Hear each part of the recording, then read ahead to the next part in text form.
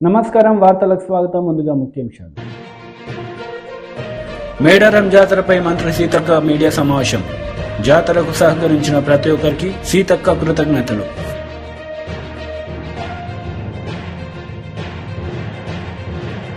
మంత్రి Ambati Rambabu press meet. TDP నేతలపై fire.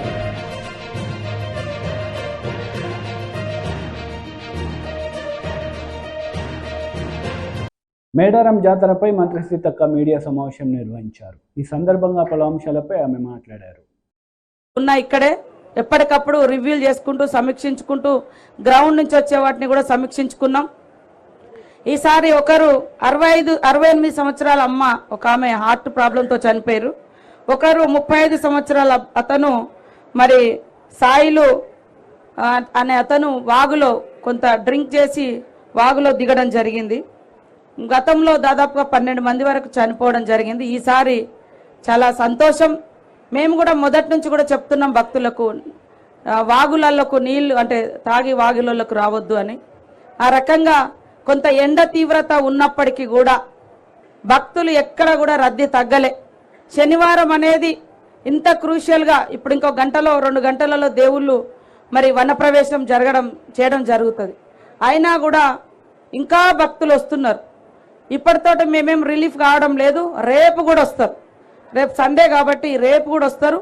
వారందరినీ కూడా మరి దర్శనం చేసే విధంగా పోలీస్ అధికారులు కానీ, శానిటేషన్ కానీ, ఎండోమెంట్ కానీ, ఆర్డబ్ల్యూఎస్ కానీ, అదేవిధంగా ట్రాన్స్పోర్ట్ కానీ అందరినీ అప్రమత్తం చేయడం జరుగుతుందని కూడా ఈ సందర్భంగా మేము తెలియజేస్తా ఉన్నాం.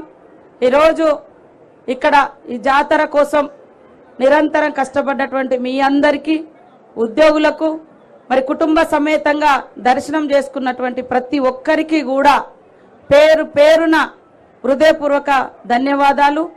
మళ్ళీ పునర్దర్శనం జరిగే విధంగా రాబోయే కాలంలో 2026లో మరి జాతర వస్తుంది.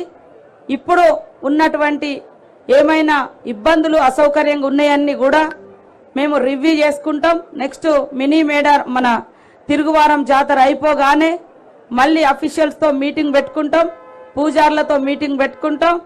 స్వాస్థ్య ప్రాతిపదికన కావాల్సినటువంటి ఏర్పాట్లన్నింటినీ కూడా మన తిరుగువారం జాతర అయిపోయిన వెంటనే మొదలు పెట్టడం జరుగుతుందని కూడా ఈ సందర్భంగా తెలియజేస్తూ, అందరూ మాకు సహకరించిన మీ అందరికీ కూడా, ప్రజలందరికీ కూడా మరొక జల వనరుల శాఖ మంత్రి అంబటి రాంబాబు మీడియా సమావేశం నిర్వహించారు. ఈ సందర్భంగా చంద్రబాబు నాయుడు పవన్ కళ్యాణ్పై విరుచుకుపడ్డారు. అందరూ చాలా ఉత్కంఠతో ఎదురు చూశారు. ముఖ్యంగా జన సైనికులు. మా పవన్ కళ్యాణ్ 60-70 తీసుకుంటాడు. 2 సార్లు చంద్రబాబు నాయుడు గారు ఇంటికి వెళ్ళాడు. ఇంటికి వెళ్ళి చర్చించాడు. ఒక్కడే సింగిల్గా కూడా కారేసుకెళ్ళి చర్చించాడు. గ్యారంటీగా 70 పట్టుకొస్తాడు అన్నారు. ఎన్ని పట్టుకొచ్చాడు? 24 అసెంబ్లీ సీట్లు, 3 పార్లమెంటు సీట్లు. ఇది కాక నాకు చాలా చిత్రం ఇస్తుంది పవన్ కళ్యాణ్ గారు. ఆయన ఏ రాజకీయ నాయకుడు నాకు తెలియదు, ఏమి లెక్కలో నాకు తెలియదు. ఆయన 24 అసెంబ్లీ సీట్లు, 3 పార్లమెంటు సీట్లు అంటే ఒప్పుకోట్లా. మీకు తెలియదు, మొత్తం 40 పోటీ చేస్తున్నాం మనం. నమ్మండి జన సైనికులారా. అమాయకులు అనుకుంటున్నాడు జన సైనికులు. ఎట్లాగంటే 3 ఏళ్ళు ఉంటారు కదా, 3 పార్లమెంటులో 3 ఏళ్ళు 21 ఉంటాయి. ఈయనేమో 24, 21, 24 కలిపి 45. కానీ అక్కడక్కడ కొన్ని జనసేన పోటీ చేస్తే అందుకని 40 వేసుకున్నాడు. 40 సీట్లకు పోటీ చేస్తున్నాం జన సైనికులారా, మీరు నమ్మండి అన్నాడు. నాకు ఒకటి గుర్తొచ్చింది. అబ్బా, అదే సినిమాలో ఒక డైలాగ్ ఉంటుంది, నాకు కాస్త తెక్క ఉంది, దానికి ఒక లెక్క ఉంది అని. ఇది తెక్క లెక్క. ఏమయ్యా పవన్ కళ్యాణ్ గారు, నువ్వు 3 పార్లమెంటు సీట్లు, 24 అసెంబ్లీ సీట్లు పోటీ చేస్తూ కాస్త నీకు తెక్క ఉండొచ్చు, ఆ తెక్కతో నీకు ఒక తప్పుడు లెక్క ఉండొచ్చు, కానీ జన సైనికులకు తిక్కలేదు, నీ అభిమానుకు తిక్కలేదు. నీ అభిమానులకు ఒకటే తిక్క, నువ్వు ముఖ్యమంత్రి కావాలి, నువ్వు ముఖ్యమంత్రి కావాలని తిక్క. ఆ తిక్క దించేవారా శోభు. ఇక అనుమానం లేకుండా ఆ తిక్క మొత్తం దిగింది. 40 సీట్లకు పోటీ చేస్తున్నాడు. నమ్మండి అయ్యా జన సైనికులారా, కాపు సోదరులారా, నమ్మండి. పవన్ కళ్యాణ్ గారికి చంద్రబాబు నాయుడు గారు 40 సీట్లు ఇచ్చాడని మీరు నమ్మాలి. ఇది పరిస్థితి. నేను అడుగుతా ఉన్నా, సీఎం సీఎం సీఎం అని కేకలేసి గొంతు చించుకున్నటువంటి పెద్దలు ఉన్నారే పాపం, కాపు సోదరులు, జన సైనికులు, వాళ్ళు ఇక మీటింగ్లకు వెళ్ళి రేపు అది ఎక్కడన్నా తాడేపల్లిగూడెం జరుగుతుంది. ఎమ్మెల్యేని అరవండి, ఎమ్మెల్యేని అరవడానికి కూడా ఇల్లేదు రేపు. ఎందుకంటే ఎమ్మెల్యే సీటు కూడా ప్రకటించరా. నాకు తెలియకడుగుతా, చంద్రబాబు నాయుడు గారు ఎక్కడ పోటీ చేసేది ప్రకటించాడు, వాళ్ళ అబ్బాయి ఎక్కడ పోటీ చేసేది ప్రకటించాడు, వాళ్ళ బావమరిది బాలకృష్ణ మన లోకేష్ మామ ఎక్కడ పోటీ చేస్తాడో ప్రకటించాడు. కానీ నీకు 24 సీట్లు ఇచ్చి ఎక్కడ పోటీ చేస్తావో ప్రకటించుకునే దశలో ఉన్నాయో నాకు అర్థం కాలేదు. అంటే రహస్యమా? పోటీ చేయవా? పార్లమెంట్కి ఏమైనా పోటీ చేస్తావా? ఎందుకులే గొడవని మళ్ళీ సీఎం అంటారేమో నీ అభిమానులు అని చెప్పేసి చంద్రబాబుని సీఎం అనిపించడం కోసం పార్లమెంట్కి పోటీ చేస్తావా? What is this? ఏమిటి కన్ఫ్యూజన్? Total confusion. ఇవాళ తెలుగుదేశం జనసేన టోటల్ కన్ఫ్యూజన్గా ఉంది. మీరు ఒక్కసారి ప్రెస్ మీట్ చూస్తే అర్థమైద్ది. ఆ ముఖాలు చూస్తే ఓడిపోయే ముఖాలు చాలా క్లియర్గా అర్థమైపోతాయి. పవన్ కళ్యాణ్ గారు మైక్ పిచ్చుకు ఏం మాట్లాడో, చంద్రబాబు నాయుడు గారు మైక్ పిచ్చుకుని ఏం మాట్లాడో చూస్తే ఓడిపోయే ముఖాలు చాలా స్పష్టంగా కనిపిస్తూ ఉన్నాయనే విషయాన్ని దయచేసి అర్థం చేసుకోమని ఈ సందర్భంగా నేను మనవి చేస్తున్నాను.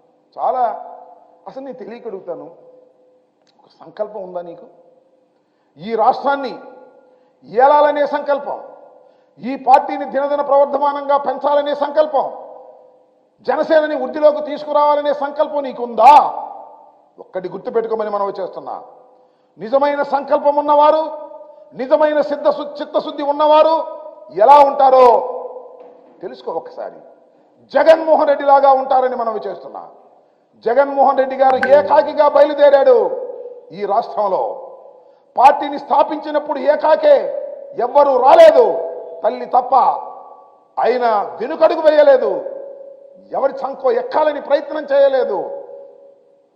బ్రహ్మాండంగా ముందుకు వెళ్ళి జయించుకుంటూ వెళ్ళాడు. మొదటిసారి ముఖ్యమంత్రి కాకపోయినా ఎవరితో పొత్తు పెట్టుకోనన్నాడు, ప్రజలతోనే పొత్తు అన్నాడు, ప్రజలతోనే ముందుకు వెళ్తానన్నాడు.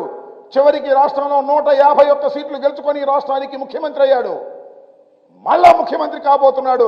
175 సీట్లు టార్గెట్గా వెళ్ళబోతున్నాం. నేర్చుకోవయ్యా, సిగ్గుంటే బుద్ధుంటే రాజకీయాలు తెలిసి ఉంటే నేర్చుకోమని మనం చేస్తున్నాం. ఎవరి పల్లకియో మోయడానికి పార్టీలు పెట్టేటటువంటి దౌర్భాగ్యమైన పరిస్థితి. ఎంత దుర్మార్గం అంటే, పార్టీ పెట్టి సీఎం అవుతాననే భ్రమలు కల్పించి నీ కాస్ట్ వాళ్ళని, నీ అభిమానుల్ని వెన్నుపోటు పొడిచావు, మోసం చేశావు. చెప్పబోయా ఎందుకు ఈ గొడవ? పాపం నాకు బాగా గుర్తొస్తుంది, మన చిరంజీవి గారు చాలా సౌమ్యుడు, పార్టీ పెట్టాడు, 18 సీట్లు గెలుచుకున్నాడు. 1 కాదు 2 కాదు, 18 సీట్లు గెలుచుకున్నాడు. గెలుచుకుని ఇక రాజకీయాలు ఆవలేము అని విలీనం చేశాడు, శుభ్రంగా సినిమాలు తీసుకుంటున్నాడు. నువ్వు కూడా పల్లకి మోసి పరువు పోగొట్టుకో. వైసీపీ లీడర్ వైవి సుబ్బారెడ్డి మీడియా సమావేశం నిర్వహించారు. ఈ సందర్భంగా పలు అంశాలపై ఆయన మాట్లాడారు. ఎటువంటి తీర్పు ఇచ్చారో చూశారు. మాట ఇస్తే నిలబడతాడు, మాట మీద నిలబడతాడు అనే నమ్మకం మా నాయకుడి మీద ఉంది కాబట్టి 2019లో ఆ తీర్పు ఇచ్చారు. మళ్ళా 2024లో కూడా అదే తీర్పు ఇస్తారని మేము భావిస్తున్నాం. ఈ ఎన్నికల్లో వైసీపీ ఒకటే సింగిల్ గా వెళ్తుంది. ఒకవైపు జనసేన టీడీపీ కూటమి, మరొకవైపు లెఫ్ట్ పార్టీస్ కాంగ్రెస్ కూటమి. ఓట్లు చీలికేమైనా రాబోవచ్చు. ఎన్ని కూటములన్నా రానియండి, ఎన్ని చీలికలైనా రానియండి. చీలికలు వచ్చినందువల్ల మాకు కొంత అడ్వాంటేజ్ ఉండొచ్చు, చీలికలు లేనందువల్ల వాళ్ళకు కొంత అడ్వాంటేజ్ ఉండొచ్చు. బట్ అల్టిమేట్గా ఎన్ని కూటములన్నా రానియండి, ప్రజలు మా గౌరవ ముఖ్యమంత్రి జగన్మోహన్ రెడ్డి గారిని ఆశీర్వదించడానికి సిద్ధంగా ఉన్నారు. ఎందుకంటే ఆ ధైర్యం మా నాయకుడికే ఉంది. ఎందుకంటే మా నాయకుడు చెప్తున్నాడు, మా ప్రభుత్వం వల్ల, నా వల్ల మీ కుటుంబాలకు మేలు జరుగుంటే మళ్ళా మమ్మల్ని ఆశీర్వదించండి అని. మీరు చెప్పే కూటమిలో వాళ్ళు ఎవరైనా అడగగలరా? ఆ ధైర్యం వాళ్ళకుందా? అది మా నాయకుడికి ఉంది. ఎందుకంటే ప్రజలకు మేలు చేశాం కాబట్టి ధైర్యంగా అడగగలుగుతాం. మమ్మల్ని ఆశీర్వదించండి, మా ప్రభుత్వాన్ని ఆశీర్వదించండి, మళ్ళా రాబోయే రోజుల్లో వైఎస్ఆర్ కాంగ్రెస్ పార్టీ ప్రభుత్వానికి ఓటేయండి అని ధైర్యంగా అడగలం. కానీ షర్మిల రూపంలో వైసీపీ ఓట్లు కొన్ని చీలుతాయనే వాదన. కాంగ్రెస్ పార్టీకి ఈ రాష్ట్రంలో అసలు మనుగడ ఉందా? అది ఆలోచించడం ముందు. అక్కడ సారథి ఎవరనేది తర్వాత ఆ విషయం. కాంగ్రెస్ పార్టీ ఈ రాష్ట్రానికి చేసిన ద్రోహం ఈ కాలంలో మన జనరేషన్లో ఉన్నంతకాలం మర్చిపోరు. అటువంటి కాంగ్రెస్ పార్టీ వల్ల ఓట్లు చీల్తాయని కొత్తగా నాయకత్వం ఎవరో వచ్చినందువల్ల మళ్ళా ఓట్లు చేరుతాయని అదంతా భ్రమే. అటువంటి పరిస్థితి లేదు. టీడీపీ జనసేన కలయికతో ఇప్పుడు మా గెలుపు ఖరారైపోయింది, వైసీపీ ఇంకా ఇప్పుడు సిద్ధమవుతోంది అంటున్నారు. కానీ 23 మంది బీసీ అభ్యర్థుల్ని బరిలోకి దింపుతున్న నిర్ణయంతో మేము వెళ్తున్నామని కూడా చంద్రబాబు గారు ప్రకటించారు. మా గెలుపు ప్రజలు నిర్ణయిస్తారమ్మా. ఎందుకంటే మా గెలుపు ప్రజల మీద ఆధారపడి ఉంది. మా నమ్మకం ఒక్కటే, మా గౌరవ ముఖ్యమంత్రి గారు చెప్పారు, మేము ప్రజలకు మేలు చేసే కార్యక్రమం చేశారు కాబట్టి ప్రజలు మాకు పట్టం కడతారు, మళ్ళా మాకు అధికారం ఇస్తారని మేము నమ్ముతున్నాం. చంద్రబాబు నాయుడు గారిలాగా, పవన్ కళ్యాణ్ గారిలాగా అమలు కాని హామీలు ఇచ్చే కార్యక్రమం మా ప్రభుత్వం చేయదు, మా ముఖ్యమంత్రి చేయడు. కాబట్టి మాకు ప్రజల మీద నమ్మకం ఉంది. ప్రజలు మమ్మల్ని విశ్వసిస్తున్నారు. తప్పకుండా రాబోయే రోజుల్లో మాకు మేలు చేస్తారు. ఎక్కువ చెప్పుకుంటుందో సూపర్ 6 అని, దానివల్ల ఎక్కువ మేలు జరగబోతుంది, ఇంకా ఎక్కువ సంక్షేమం అందిస్తామని కూడా నారా లోకేష్ పదే చెప్తా ఉన్నారు. దాని ఎలా చూస్తారు? అది మీరు ఆలోచించండి, ప్రజలు ఆలోచించుకుంటారు. ప్రజలకు వదిలేస్తాం. ఇప్పుడు అమలు చేస్తున్న నవరత్నాల వల్ల ప్రజలకు మేలు జరుగుతుందా? సూపర్ 6, సూపర్ 7, సూపర్ 8 అని వాళ్ళు పెట్టే పథకాల వల్ల మేలు ఇంకా జరగబోతుందా? అసలు వాళ్ళు ఈ అమలు చేస్తారా? ఇవన్నీ ఎలక్షన్ మేనిఫెస్టో వరకే చంద్రబాబు నాయుడు దృష్టిలో. ఏదైనా సరే సూపర్ సిస్టో కానీ మేనిఫెస్టో కానీ ఏదైనా ఎలక్షన్లు అయిపోయినాక ఆయన మేనిఫెస్టో గుర్తురాదు, ఆయనకేమీ అసలు ఆ వెబ్సైట్లో కూడా ఉండదు. అట్లాంటి హామీలు ఎన్ని ఇస్తే ఏమి? 6 కాకపోతే 60 ఇవ్వనండి.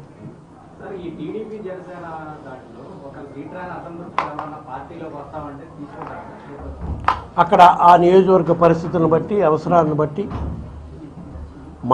మా పార్టీలో ఉండే నాయకుల ప్రాధాన్యత ఇచ్చే అటువంటి చోట్ల వాళ్ళని తీసుకోవాల్సి వస్తే ఆలోచించడం జరుగుతుంది. మాకైతే రాష్ట్రంలో ఈరోజు ఉండే పరిస్థితులు మాకు అట్లాంటి పరిస్థితి ఏ నియోజకవర్గంలో లేదు.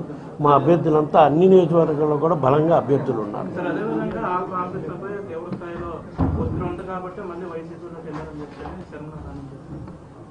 ఆయన పార్టీలే మళ్ళా తిరుగు వస్తానని చెప్పిన రోజు ఒకటే చెప్పాడు,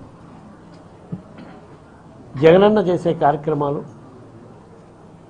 చాలా అద్భుతంగా ఉన్నాయి. కానీ ఆ రోజు షర్మిల గారు నేను కాంగ్రెస్ పార్టీలో చేస్తున్నాను, నువ్వు రావాలి అన్నా అంటే పోయాను. కానీ అక్కడ పరిస్థితులు చూసినాక నాకు అక్కడ పరిస్థితులు నాకు బాగా అనిపించలేదు.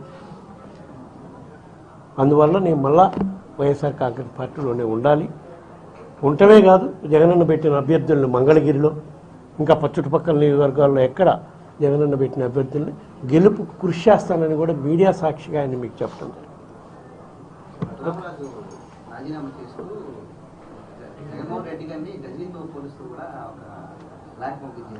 అంటే అటు గురించి మనం మాట్లాడుకోవాలి. ఆయన ఒక దాని గురించి మాట్లాడుకోవడం అనేది మనకు కూడా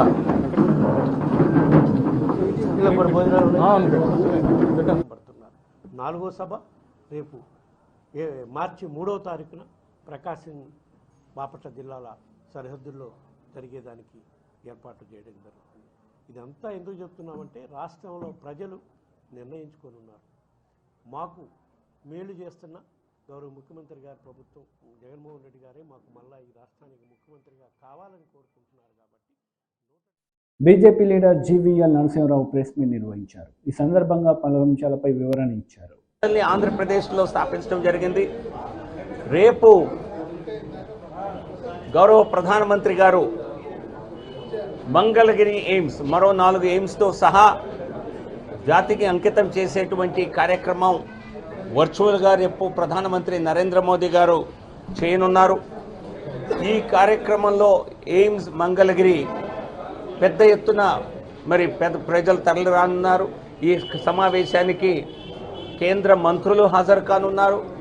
ప్రధానమంత్రి గారు వర్చువల్గా ప్రారంభం చేసినప్పటికీ ఇక్కడ ఎయిమ్స్ మంగళగిరి వద్ద కేంద్ర పార్లమెంటరీ వ్యవహారాల శాఖ మంత్రి ప్రహ్లాద్ జోషి గారు, కేంద్ర ఆరోగ్య శాఖ సహాయ మంత్రి భారతీ పవార్ గారు హాజరు కానున్నారు.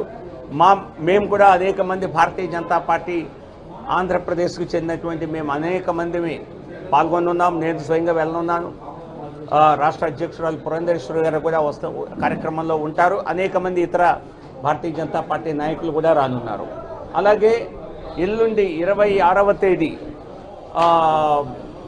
ఉదయం 10:30 గంటలకు దేశవ్యాప్తంగా అమృత్ భారత్ పేరుతో ఏవైతే రైల్వే స్టేషన్స్ని ప్రధాని నరేంద్ర మోదీ గారు దేశవ్యాప్తంగా నిర్మిస్తున్నారో దీని కింద రైల్వే స్టేషన్స్ని అధునాతనంగా మరి మోడర్న్ ఎయిర్పోర్ట్స్ మాదిరిగా రైల్వే స్టేషన్స్ని తీర్చిదిద్దుతున్నారు.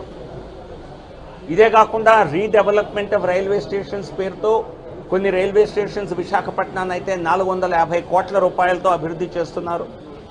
అదే విశాఖపట్నంలో మరో 2 స్టేషన్లు సింహాచలం అలాగే కొత్త వలస, ఈ విధంగా రాష్ట్రంలో అమృత్ భారత్ కింద మొదటి దశలో అభివృద్ధి తీసుకునే మొత్తం 78 రైల్వే స్టేషన్స్ని అభివృద్ధి చేస్తుంటే మొదటి దశలో టేకప్ చేసేటువంటి వాటన్నిటినీ కూడా ఎల్లుండి 26వ తేదీ ప్రధానమంత్రి మోదీ గారి చేతుల మీదుగా ఆ కార్యక్రమానికి శుభారంభం చేయటం జరుగుతుంది. దీనికి కూడా రైల్వే రంగంలో తీసుకొస్తున్నటువంటి విప్లవాత్మక మార్పుల్ని ఆ సందర్భంగా కూడా ప్రజలకు తెలియచేయటం జరుగుతుంది. ఇదే కాకుండా రేపు వర్చువల్గా ఈఎస్ఐ హాస్పిటల్ కాకినాడలో కూడా ప్రధాని నరేంద్ర మోదీ గారు ప్రారంభించనున్నారు.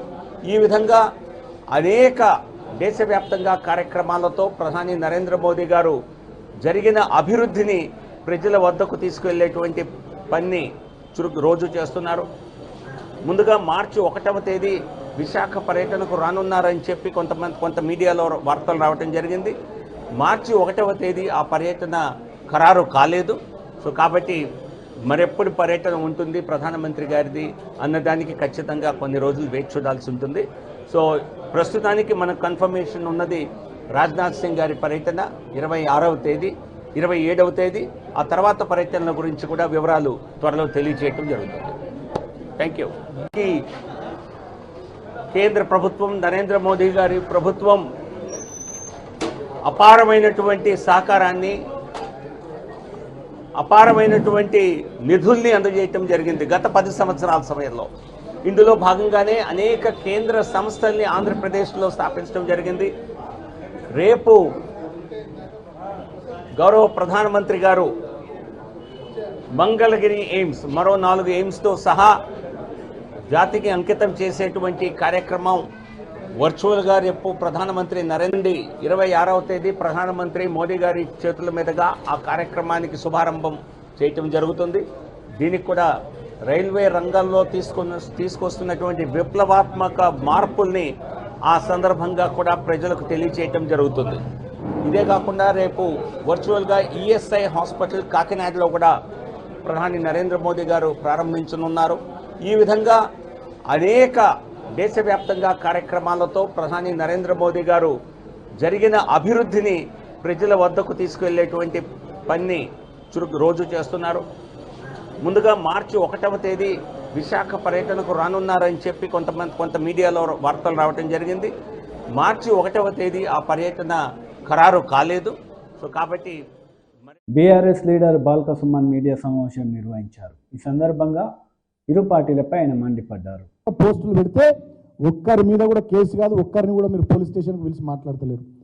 మా నాయకులు కార్యకర్తల మీద చాలా చోట్ల దాడులు జరిగితే ఎక్కడ కూడా మీరు కేసులు బుక్ చేస్తలేరు. మా వాళ్ళు కంప్లైంట్లు ఇస్తే కూడా ఆ పిటిషన్లను తీసుకొని మీరు డస్ట్బిన్లో వారేస్తున్నారు.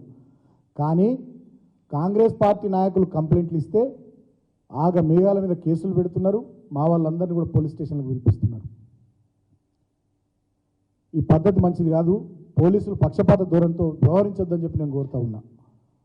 పై స్థాయి నుండి కింది స్థాయి వరకు అందరికీ కూడా నేను పోలీస్ సోదరులకు మళ్ళీ చెప్తా ఉన్నా, అధికారం ఎవరికి శాశ్వతం కాదు. ఈ గుంపు మేస్త్రి పరిపాలన ఎన్ని రోజులు ఉంటుందో ఏమో, వాళ్ళకి చాలా గ్రూపులు ఉన్నాయి, ఇదేం జరుగుతుందో ఏందో ఎవరికి తెలియదు. అధికారం ఎవరికి శాశ్వతం కాదు. మీరు మా కార్యకర్తలు, మా నాయకుల పట్ల మీరు ఇష్టం వచ్చినట్టు ఎవరెవరు వ్యవహరిస్తున్నారో అన్నీ కూడా మేము గమనిస్తున్నాం. మేమేం కళ్ళు మూసుకొని కూర్చోలేదు, మేము అన్నీ గమనిస్తున్నాం. 10 సంవత్సరాల కాలంలో నేను ప్రజల్ని కూడా ఆలోచించమని కోరుతా ఉన్నా. 10 సంవత్సరాల కాలంలో మేము కూడా అధికారంలో ఉన్నాం. 3 నెలలు కాలే వీళ్ళు వచ్చి 2600 పైచీలకు కేసులు పెట్టిరు బీఆర్ఎస్ నాయకులు, కార్యకర్తల మీద. ఒక చెన్నూరు అసెంబ్లీలోనే మా వాళ్ళు 32 మంది మీద కేసులు పెట్టిరు, సోషల్ మీడియా పిల్లల మీద ఏవో పోస్టులు పెట్టిరని చెప్పి. పోలీస్ స్టేషన్లకు పిలిచి బెదిరిస్తూ ఉన్నారు. మంచిర్యాల జిల్లాలో, పెద్దపల్లి జిల్లాల్లో, మొన్నటి వరకు నల్లగొండ జిల్లాలో, ఇతర చోట్ల రాష్ట్ర వ్యాప్తంగా హైదరాబాద్లోనైతే కొంతమంది పోలీసులు అత్యుత్సాహంతో సోషల్ మీడియాలో పోస్టు పెట్టే పిల్లలకు ఫోన్లు చేస్తున్నారట. మరి ఎందుకో మీకు అంత స్వామి భక్తి, అంత రాచభక్తి మాకు అర్థమవుతలే. మరి కాంగ్రెస్ వాళ్ళు కూడా పెడుతున్నారు కదా పోస్టులు, కాంగ్రెస్ వాళ్ళకు కూడా ఫోన్లు చేస్తున్నారా? ఎస్ఐలు కానీ సిఐలు కానీ? ఇదేం పద్ధతి? అధికారం ఏమన్నా రేవంత్ రెడ్డికి శాశ్వతమని అనుకుంటున్నారా ఏంది మీరు? ఈ నయా దేశ్ముఖ్ ఇంకో 20-30 ఏళ్ళు తెలంగాణని వెళ్తాడని మీరు అనుకుంటున్నారా ఏంది? అధికారం ఎవ్వరికి కూడా శాశ్వతం కాదు. మీరు పారదర్శకంగా నిష్పక్షపాతంగా వ్యవహరించాలని నేను పోలీసులకు కూడా తెలియజేస్తూ ఉన్నా. ఏది ఏమైనప్పటికీ సీనియర్ జర్నలిస్టు శంకర్ మీద జరిగినటువంటి దాడిని ముక్త కంఠంతో తెలంగాణ సమాజం ఖండించాల్సినటువంటి అవసరం ఉంది. అదేవిధంగా జర్నలిస్టులు, మేధావులు, ప్రజా సంఘాలు, పార్టీలకు అతీతంగా అందరూ కూడా దయచేసి సీనియర్ జర్నలిస్టు శంకర్ మీద జరిగినటువంటి దాడిని ఖండించాలని నేను పేరు పేరున ప్రతి ఒక్కరికి విజ్ఞప్తి చేస్తూ ఉన్నా. ఈ ఇందిరమ్మ రాజ్యం ఇట్లనే కొనసాగి మీరు ఇచ్చినటువంటి హామీలు గాలికి వదిలేసి, గ్యారంటీల్ని గాలికి వదిలేసి ఇదే రకంగా దాడుల సంస్కృతిని కొనసాగిస్తూ ఎమర్జెన్సీ నాటి చీకటి రోజుల్ని ఆ పాలనను మీరు కొనసాగించుకుంటూ ముందుకు పోతే ఇక మీరు కూడా పుట్టగతులు లేకుండా పోవడం ఖాయమని చెప్పి మీ పరిపాలనకు ప్రజలు చరమగీతం పాడే రోజులు దగ్గరకు వస్తాయి. తెలంగాణ చైతన్యవంతమైనటువంటి సమాజం డెఫినెట్గా ఏదో రోజు పిడికిలు బిగిస్తుంది, మీ పని పడుతుందని చెప్పి కూడా నేను ఈ సందర్భంగా రేవంత్ రెడ్డి ముఖ్యమంత్రికి, కాంగ్రెస్ పార్టీకి తెలియజేస్తూ, రేవంత్ రెడ్డి గతంలో ఈ రకమైనటువంటి దాడులు ఎందుకు జరుగుతున్నాయంటే రేవంత్ రెడ్డికి మొదటి నుంచి ముఖ్యమంత్రికి మీడియా అంటే చాలా చులకన భావం.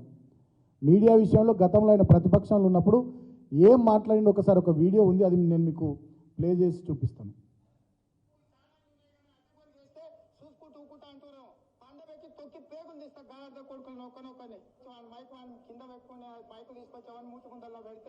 వాడు కూతలు కూస్తే వాటికి వివరించే ఓపిక తీరిక నాకు లేదు. అట్లాంటి లప్పుడు నా కొడుకులకు నేను సమాధానం చెప్పను. తన అమ్మ మొగుని ఇంట్లోనే అన్ని తెచ్చి చూపించుకోమని చెప్పు, టీవీలో వేసుకో, నాకేం అభ్యంతరం లేదు. మళ్ళొక్కసారి మీకోసం మళ్ళొక్కసారి చూపిస్తుంది.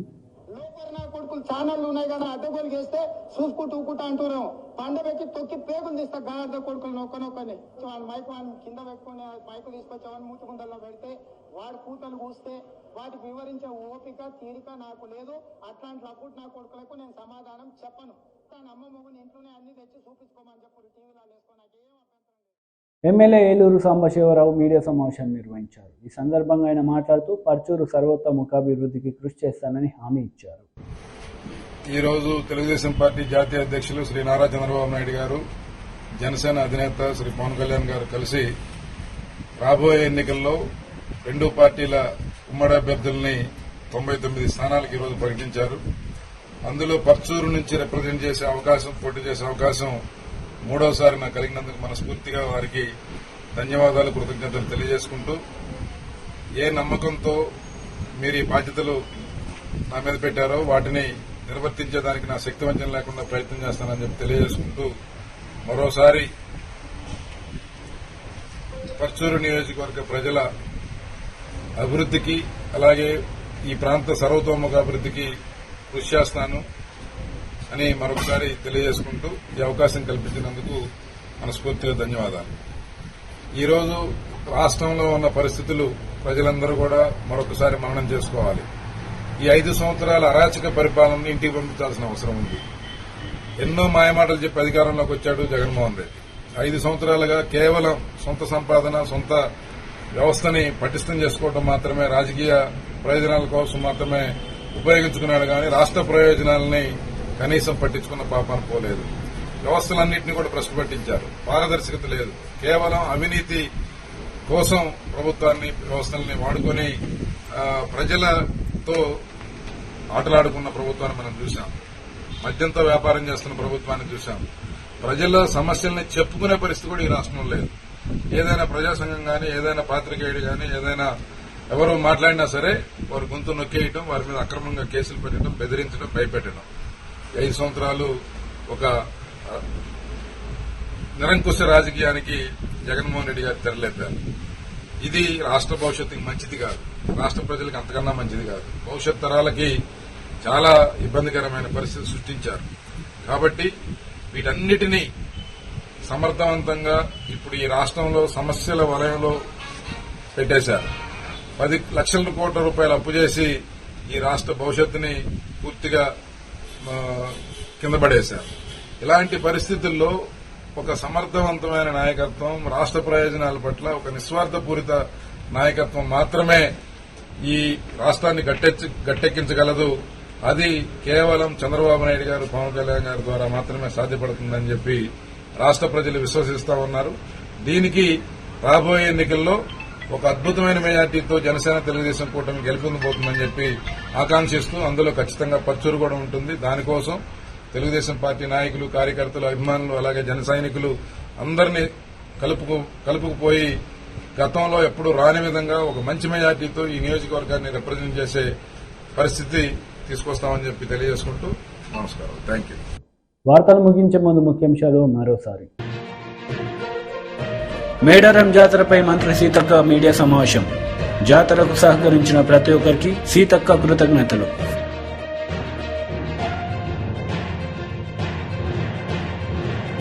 మంత్రి Ambati Rambabu press meet. TDP నేతలపై ఫైర్.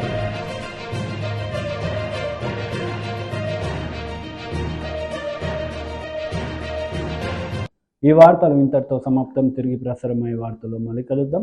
అంతవరకు సెలవు. నమస్తే.